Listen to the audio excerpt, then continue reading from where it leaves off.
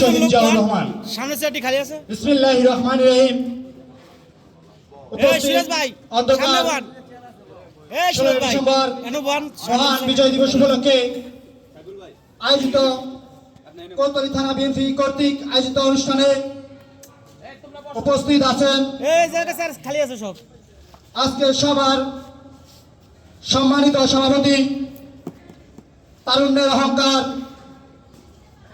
রাজপথের লড়াকু সৈনিক, সময়ের সাহসী কর্মী বান্ধব, ফ্যাসিস্ট সরকার দ্বারা বারবার নির্যাতিত সাবেক কোতোয়ালি থানা স্বেচ্ছাসেবক দলের সিনিয়র যুগ্ম আহ্বায়ক কাউসার আহমেদ জজ ভাই, আরো উপস্থিত আছেন আমাদের সকলের প্রিয় কোতোয়ালি থানার সম্মানিত সদস্য মোল্লা ইউসুফ, কোতোয়ালি থানার সম্মানিত সদস্য মোল্লা ইউসুফ, আরো উপস্থিত আছেন কোতোয়ালি থানা কৃষক দলের সভাপতি ইউসুফ বকল, উপস্থিত আছেন কোতোয়ালি থানা বিএনপি জিয়া মঞ্চের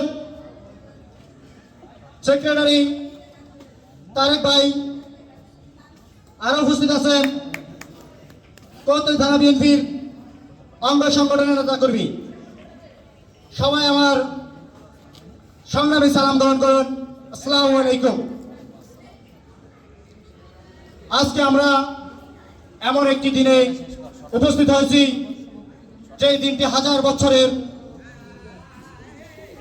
পাকিস্তানি হানাদার পূর্বেও ব্রিটিশ ছিল, মারাঠা ছিল, এমন অনেক গোষ্ঠী বাংলাকে শাসন করতে চেয়েছে।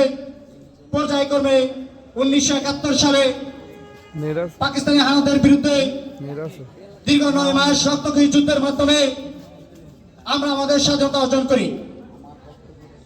1971 সালে 25 মার্চ কালো রাতে পাকিস্তানি হানাদার বাহিনী